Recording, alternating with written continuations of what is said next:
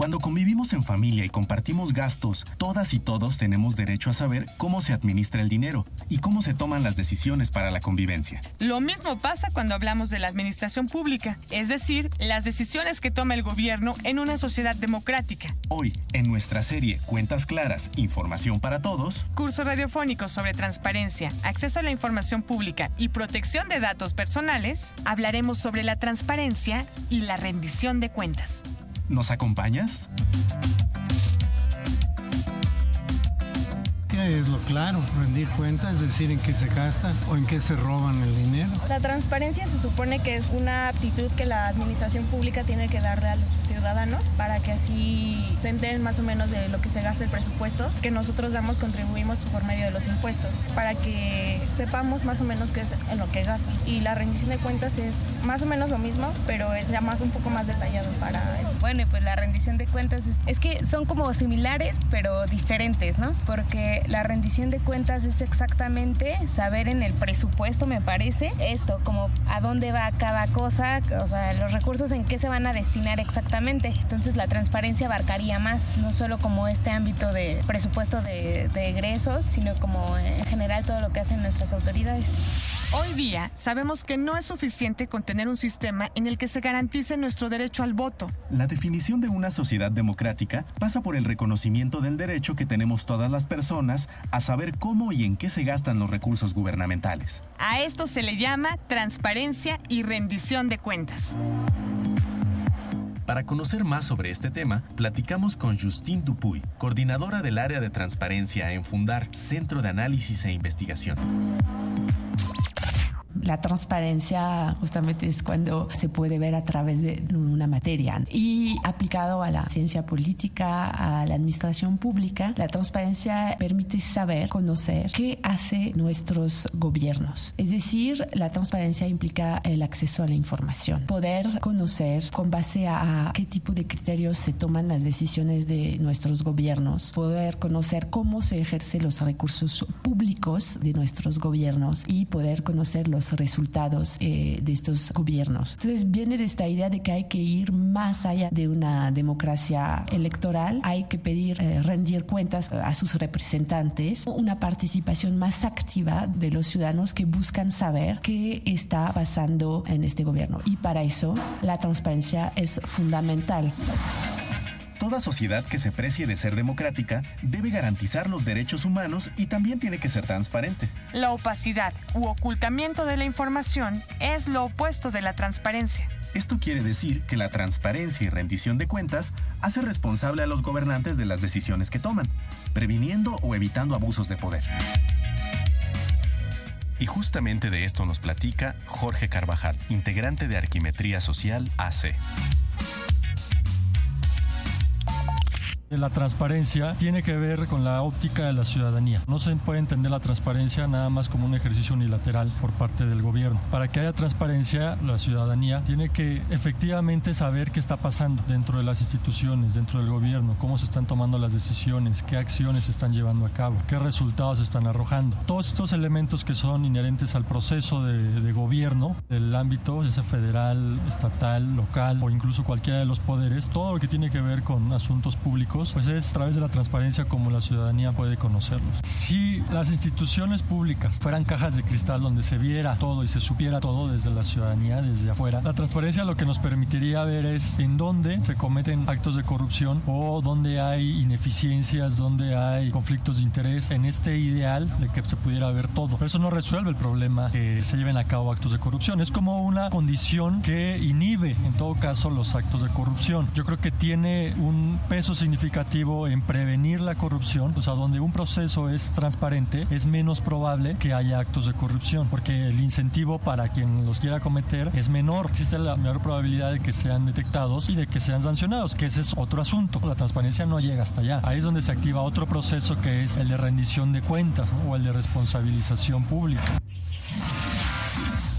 La transparencia y rendición de cuentas también abre la posibilidad de acceder a información gubernamental que antes era reservada. En palabras del especialista David Alonso Canales, la transparencia es una de las características esenciales de cualquier forma de gobierno que se diga democrático. Pero, ¿qué es esto de la rendición de cuentas y cómo nos beneficia? Escuchemos a Renata Terrazas, investigadora del área de transparencia y rendición de cuentas de Fundar, Centro de Análisis e Investigación.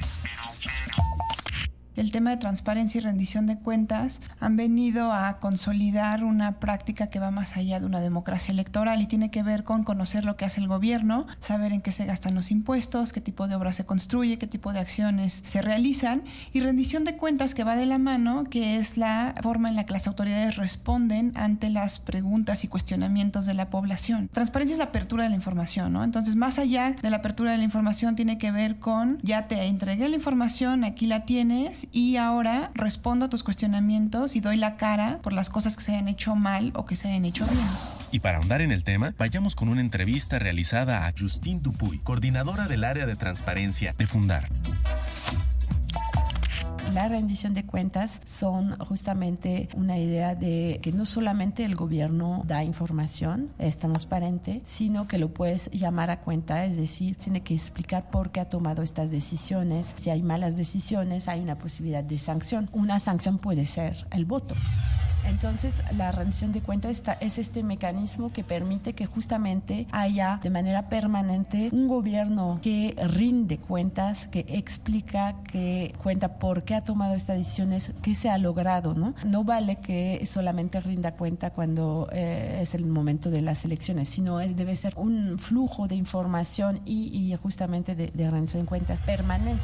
La rendición de cuentas se puede también hacer adentro del mismo gobierno. La separación de los poderes, el papel, por ejemplo, del Congreso va en esta línea. Cuando el Congreso llama a comparecer a diversos secretarios, aquí es un ejercicio de rendición de cuentas. Les piden información, les piden venir ante justamente representantes del pueblo para explicar con base a la información que ellos tuvieron por qué tomaron este tipo de decisión. Lo que falta aquí en este ejercicio de rendición de cuentas es la sanción. Cuando hay una gestión de un secretario que ha sido deplorable o que no ha dado resultado, faltaría esta parte que es fundamental también para la rendición de cuentas, porque si no hay una sanción, ¿a qué sirve el mecanismo? Entonces, también adentro del mismo gobierno es importante que haya información entre los diferentes órganos, y también vemos cómo existe esta rendición de cuentas que se ha llamado rendición de cuentas horizontal, justamente entre diferentes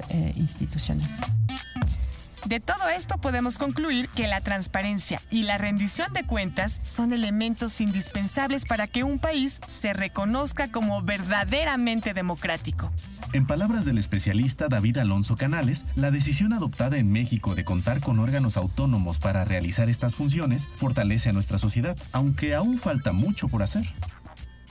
Para conocer más sobre este tema, escuchemos a Mucio Israel Hernández Guerrero, comisionado ciudadano presidente del Instituto de Acceso a la Información Pública y Protección de Datos Personales del Distrito Federal, InfoDF. Lo importante de estos órganos autónomos especializados en derechos, como el InfoDF, es precisamente que son un contrapeso a las instituciones, son un contrapeso al poder. Pero en derechos fundamentales creo que es necesario fortalecer la autonomía, fortalecer que órganos con corte ciudadano puedan garantizar derechos, que sigamos siendo un mecanismo de contrapeso al poder, porque ese mecanismo de contrapeso al poder es un mecanismo que te permite desprivatizar la toma de decisiones en la esfera de lo público. Eso quiere decir que, por ejemplo, temas como el metro, como el agua, como el desarrollo urbano, como las construcciones, todo el mundo pueda saber qué está pasando ahí, así de sencillo, y que finalmente esa toma de decisiones pueda ser vista, monitoreada, seguida, evaluada por cualquier persona. Eso significa finalmente el asunto de desmonopolizar la toma de decisiones en la esfera de lo público, es decir, que finalmente la sociedad cada vez más pueda intervenir en ese tema, que pueda hacer una incidencia, que pueda evaluar y que pueda decir además, pues esto está bien, esto está mal, esto no funciona, esto lo deberían de cambiar. Si deseas más información, puedes consultar el sitio web www.infodf.org.mx. Nos escuchamos en la siguiente cápsula de tu serie Cuentas Claras, Información para Todos. Curso radiofónico sobre transparencia, acceso a la información pública y protección de datos personales. Se despiden de ustedes Sandra Vázquez y Jesús Arredondo. ¡Hasta pronto! Esta fue una producción de la Red de Radios Comunitarias de México, AMARC México, con apoyo del programa Correspondes 2015.